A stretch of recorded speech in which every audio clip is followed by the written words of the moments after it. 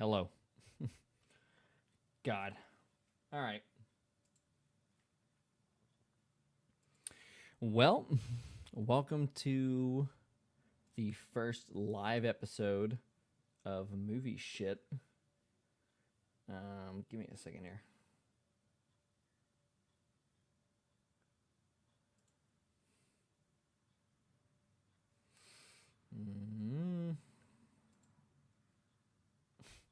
I cannot get the gaming audio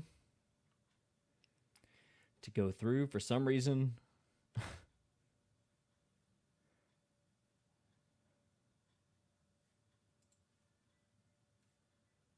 me a second. All right.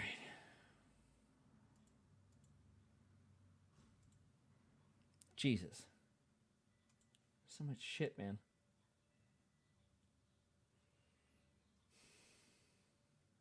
Whatever. I have all that shit fucking pulled up.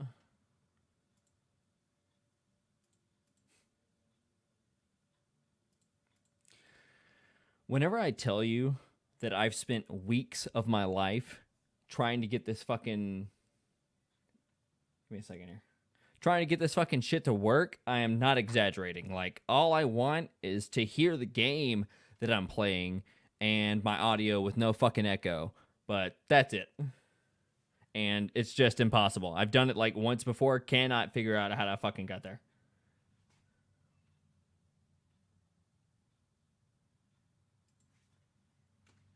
How's this? Hold on. Nothing. How about that? Nope. Can't do it, man. All right, I don't want any preview if I can't fucking get the goddamn fucking game audio.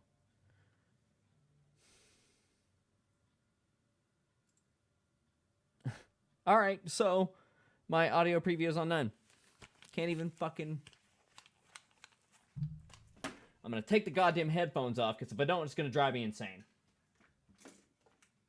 Jesus fucking Christ. All right.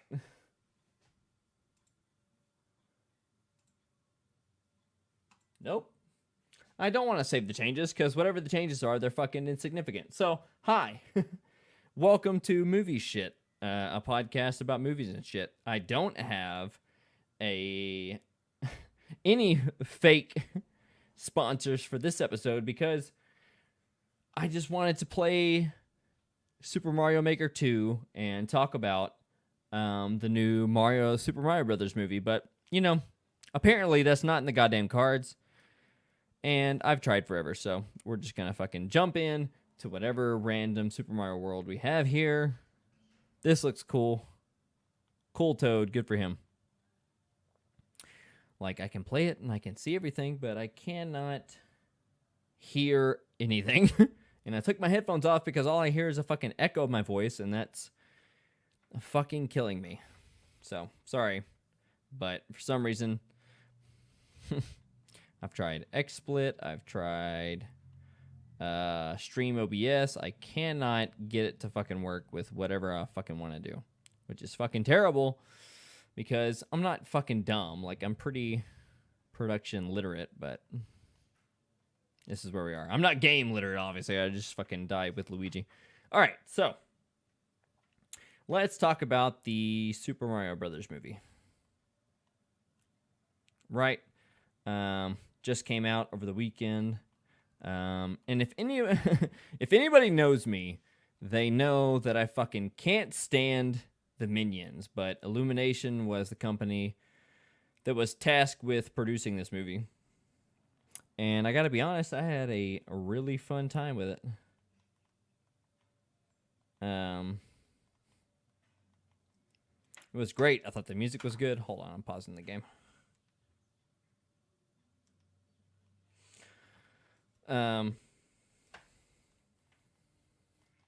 Yeah, I thought it was a really good time. I'm excited to see what general audiences think of it. Specifically those with like kids and shit, and died again. I'm great.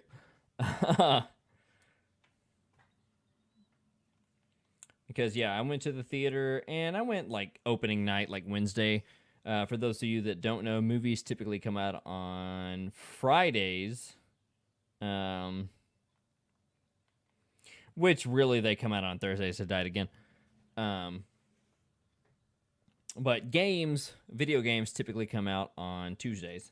And so Nintendo tried to hit that sweet spot and let it come out on Wednesday. So it's right in the middle.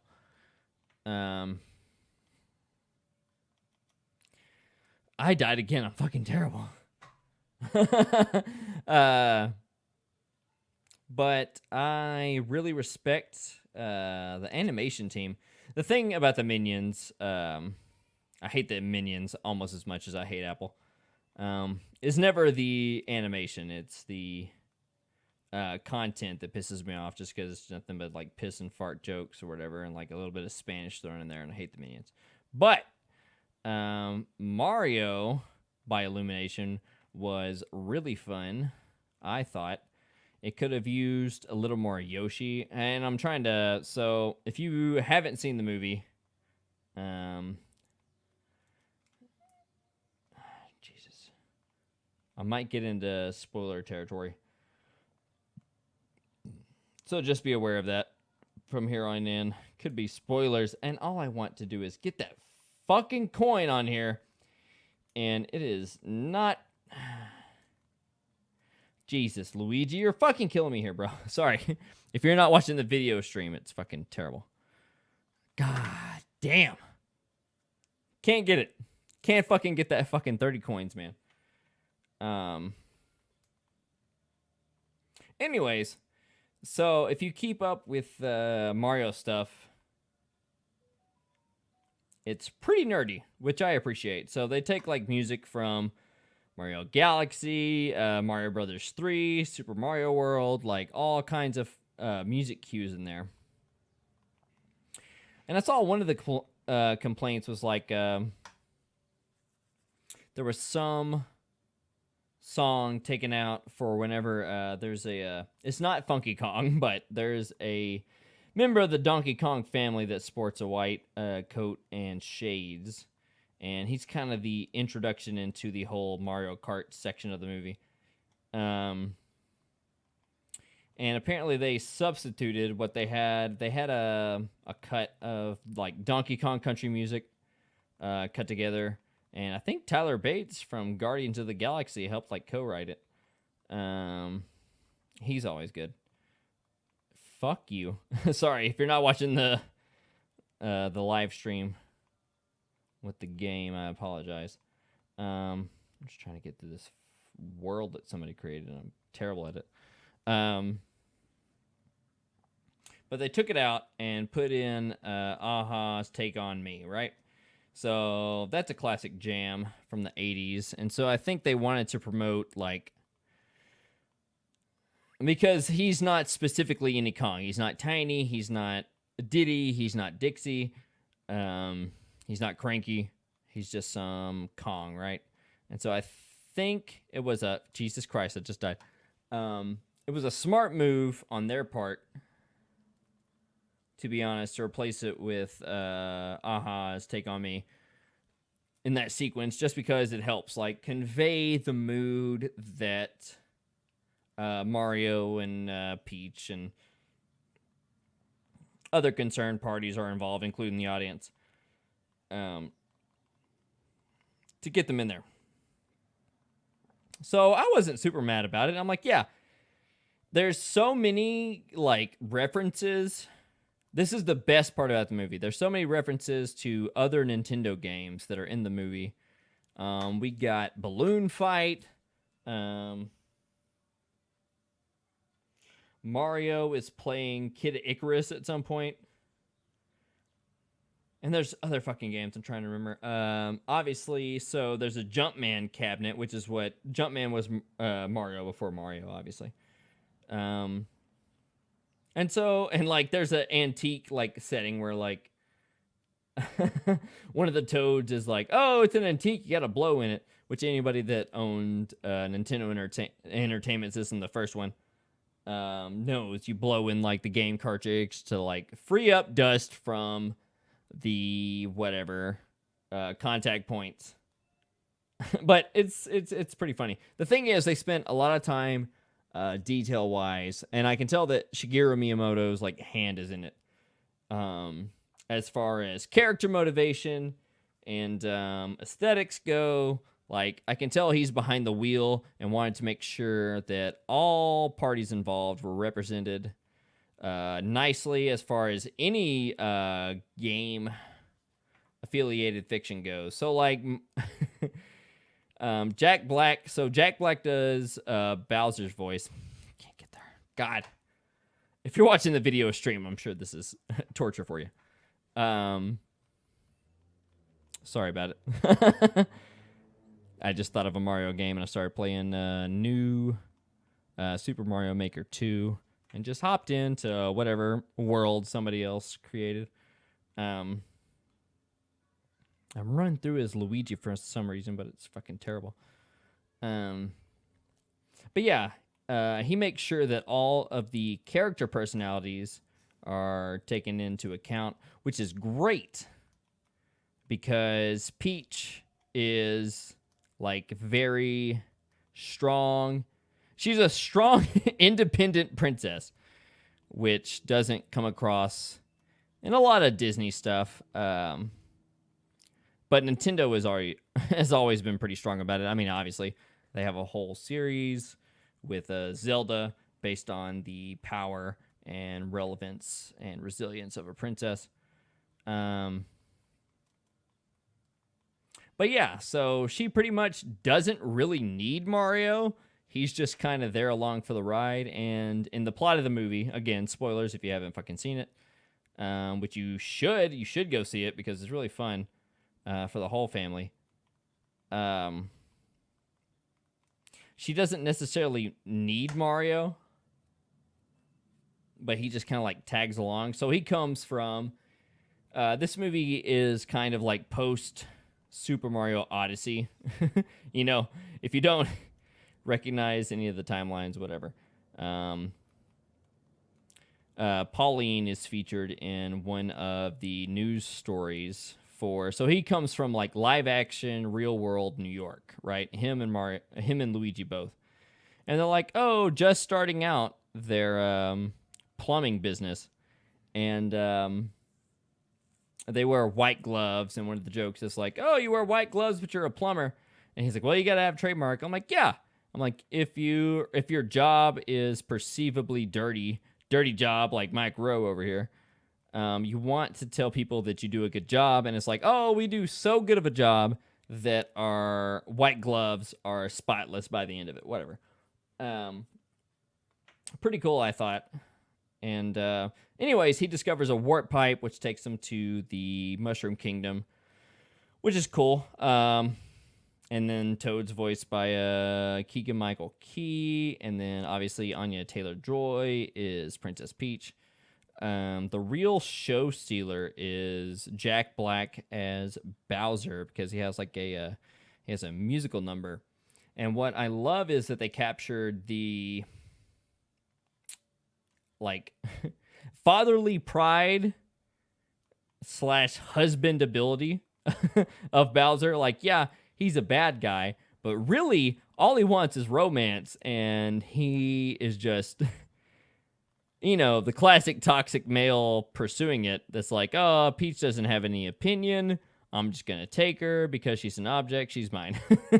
And so, but there's a lovability to him because, I mean, he doesn't, you know, he's just the bad guy. He doesn't really see it as that way. So Bowser really steals the show, I think. And Luigi, he's like, oh, I'm super brave. That's kind of my thing. Voiced by Charlie Day, which Charlie does a great job. If you know him from Always Sunny in Philadelphia, he does a fantastic job as Luigi. And the way it's set up just gets me excited for any more movies from here on out, if that makes sense. So, like, yeah, this is the Super Mario Brothers movie. So it's focused on Mario and Luigi for good reason. And, you know, there's a couple of, like, heartfelt moments in it. But what they set up more is the whole theory of the warp pipes. And they have one Luma. The Luma in the cage is the only one. I don't even want to go in this door. Is the only one that you see. And you don't see Rosalina. But they use music cues from Super Mario Galaxy, Mario Brothers 3, Super Mario World. They use music cues from that all the way to the first one, and including the arcade version, the Mario Brothers with all the like the classic, the turtles coming in, and you have to like get rid of all the bridges and stuff. But yeah, what I'm saying is like it's a really fun time with the kids, even if and without kids because I don't have any kids. So if you like Mario and follow, I mean, there's so much Donkey Kong country music in there too. So the thing with the Kongs is the way they set it up is Kongs are the ones that kind of invented the carts. That manifest in Mario Kart. And if you play Mario Kart, you'll recognize a sequence in there when they're like picking their cart and picking how fast it goes and what it looks like and the tires and the tread and all that stuff, which was really fun. And they like hop on Rainbow Road, which is like whatever, but a ton of the cannons and stuff. And sorry, I'm trying to focus here. I'm playing the game.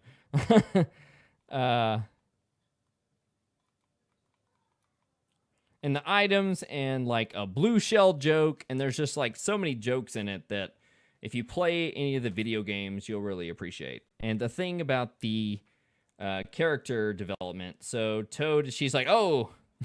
So the main Toad that is voiced by Keegan-Michael Key, like joins her on the journey. And she's like, oh my God. And so she's really like a Princess Toadstool, which I appreciated a great amount because she's not subject to anybody's rule, really. She was just like born a human there. Oh, by the way, Baby Luigi and Baby Mario make an appearance, and that gets me really fucking pumped. Because I love the babies, man, in Mario Kart. And obviously Yoshi's story and Yoshi's Island and all that stuff. So I mean, that's my biggest complaint about this movie, and it's because I'm a Yoshi fan. It's because there's not enough Yoshi in it, right? It shows one shot, literally one shot, that is like 10 seconds long. Shit, not even 10 seconds long. 5 seconds, 2 seconds long of all the Yoshis running wild on Yoshi Island. And that's it. That's all the Yoshi you get, which is a little disappointing because I wanted more, but, you know, that is a minor complaint because they can literally go anywhere with it.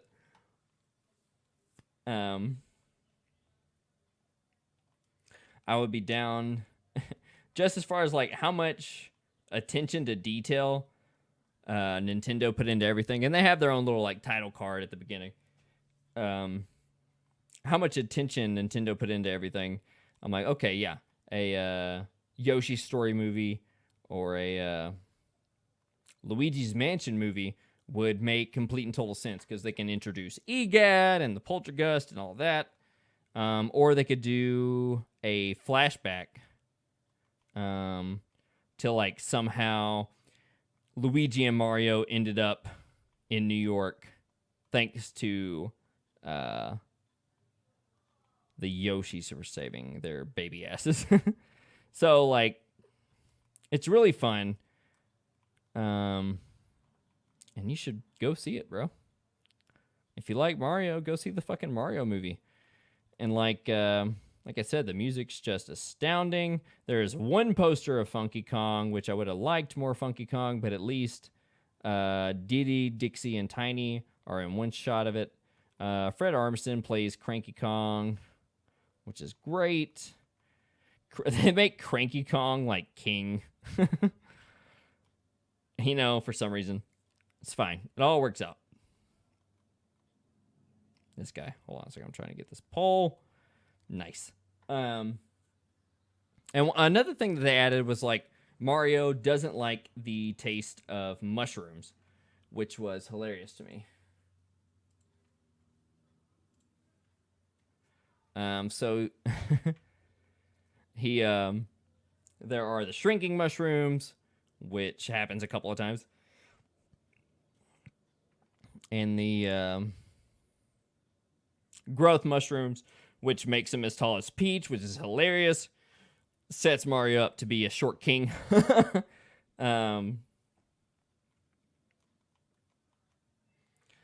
we go. We got Yosh here. And yeah, it's just a good time. You know, I'm excited. If Nintendo wanted to pursue a live-action Zelda, I would fuck you. Sorry, I'm playing a game. I would for sure be on board with a Zelda movie.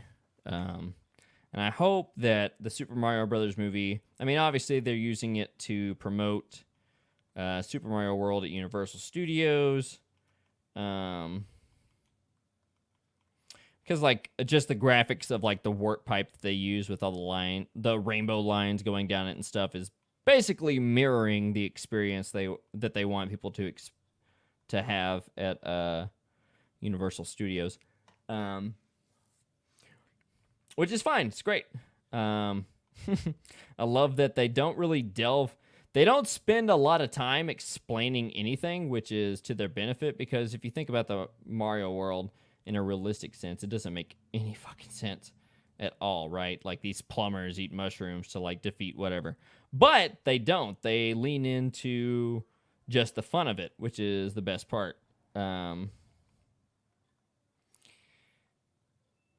They have... Sorry, I'm playing. God damn it, I'm terrible.